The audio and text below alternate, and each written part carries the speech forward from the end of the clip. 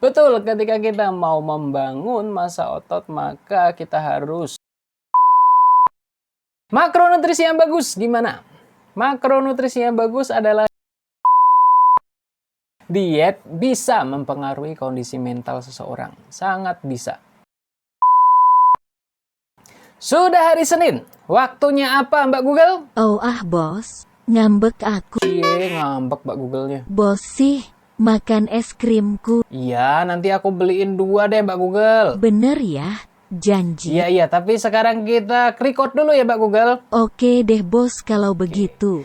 Udah hari Senin, waktunya apa, Mbak Google? Waktunya Q&A.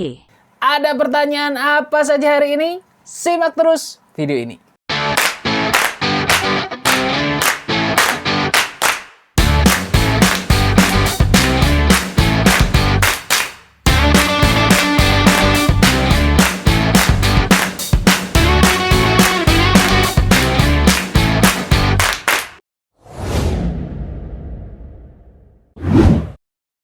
Hai semuanya, apa kabarnya? Semoga kita selalu dalam keadaan sehat. Sebelum kita mulai Q&A hari ini, saya mau menyapa dulu buat yang baru pertama kali join ke channel ini. Selamat datang, saya ucapkan terima kasih sudah klik video ini. Makan sayur tanpa nasi. Awas, kaki ketekan. Cakep bos. Tanpa banyak basa-basi, langsung saja kita gaskan. Hahaha lucu bos. Pertanyaan yang pertama. Malam Kak Adit, mau nanya kalau mau fokus bentuk massa otot, selain harus perhatiin asupan protein, apalagi Kak yang harus diperhatikan? Makasih Kak. Yang harus diperhatikan adalah si dia yang tulus padamu, bukan dia yang hanya menjadikanmu sebagai pelarian. Canda ya. Betul, ketika kita mau membangun massa otot, maka kita harus mencukupi kebutuhan protein. Jadi bukan cuma diperhatiin, tapi dicukupin. Canda lagi ya. Selain asupan protein, tentu yang harus diperhatikan adalah jenis olahraganya. Olahraganya harus tepat yang membangun massa otot. Gym contohnya. Bukan cuma jenisnya, juga caranya. Otot dapat berkembang ketika mengalami stres atau tekanan yang cukup pada jaringan otot kita, sehingga mengalami kerusakan mikroskopis pada jaringan otot kita. Garis bawahi kerusakan mikroskopis, bukan sampai cedera. Ntar salah kaprah pula latihan sampai cedera. Nah, setelah terjadinya kerusakan tersebut, tubuh akan memperbaiki sel-sel otot kita yang rusak tersebut dan menggantinya dengan yang baru, yang lebih tebal dan yang lebih kuat. Tetapi agar hal itu bisa terjadi, tentu memerlukan nutrisi yang tepat, protein tadi, dan istirahat yang cukup dan berkualitas. Jadi kalau mau diambil kesimpulan, untuk membangun massa otot diperlukan program latihan yang tepat, nutrisi yang tepat, dan istirahat yang cukup dan berkualitas. Ketiga hal tersebut merupakan satu kesatuan ketika kita ingin membangun massa otot. Tidak bisa diabaikan salah satunya. Kita aja kalau diabaikan bisa ngambek, apalagi otot. Nggak nyambung, tapi ya udahlah. Oke, kita lanjut ke pertanyaan yang kedua. Kak, mau nanya dong, kalau lagi mau turunin berat badan, pembagian makronya yang bagus gimana ya Kak? Terima kasih sebelumnya. Mana? Katanya mau kasih-kasih. Kasih-kasih. Pengulangan ya. Semoga dapat jokesnya. Jelek banget jokesnya. Makronutrisi yang bagus gimana? Makronutrisi yang bagus adalah yang sesuai dengan kebutuhan kamu.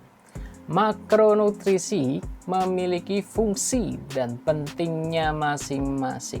Tetapi memiliki satu kesamaan, yaitu sama-sama memiliki nilai kalori. Dengan kata lain sebagai sumber energi.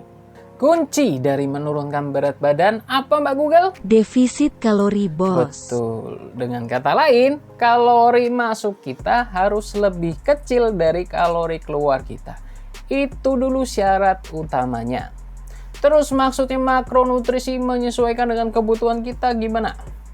Jadi begini contohnya, semisal kita termasuk orang yang memiliki kegiatan aktivitas fisik yang berat, sehingga tentu membutuhkan energi yang besar. Maka kita membutuhkan karbohidrat sebagai sumber energi yang cepat. Karena itu boleh kita mengkonsumsi 50-60% dari karbohidrat, karena pasti akan terpakai oleh tubuh kita. Nah, kalau kita termasuk sedentary, olahraganya juga nggak intens, ya walaupun sebaiknya yang seperti ini dihindari. Tentu mengkonsumsi karbohidrat berlebih tidak akan terpakai energinya oleh tubuh kita. Sehingga bisa dialihkan tuh karbohidratnya misal 40% saja, sisanya dimasukkan ke protein dan lemak. Ada dua hal yang harus digarisbawahi. Yang pertama, protein wajib untuk dicukupi kebutuhannya. Protein merupakan bahan dasar untuk memperbaiki atau meregenerasi sel-sel yang rusak di tubuh kita, sehingga wajib bagi kita untuk mencukupi kebutuhan protein.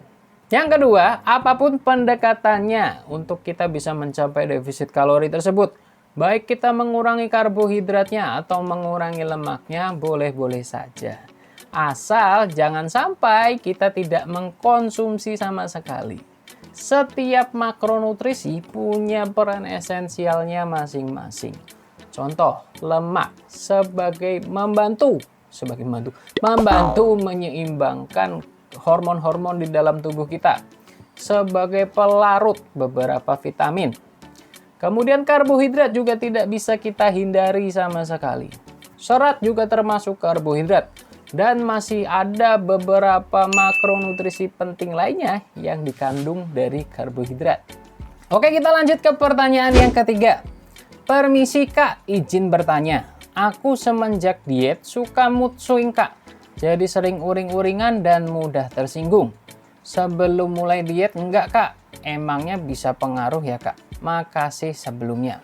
Saya mau bercanda dulu tapi takut tersinggung. Nggak jadi deh bercandanya.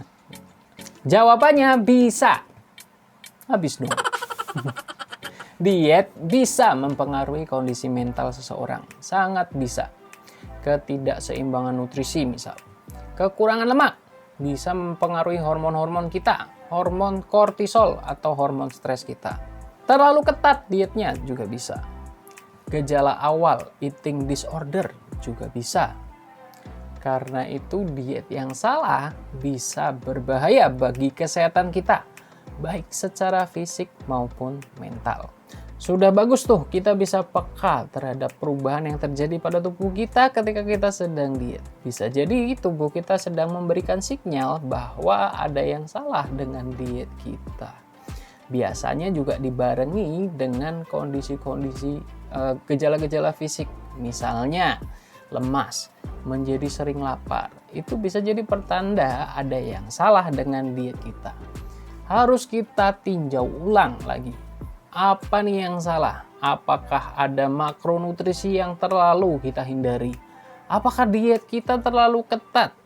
Apakah kalori masuk kita terlalu sedikit?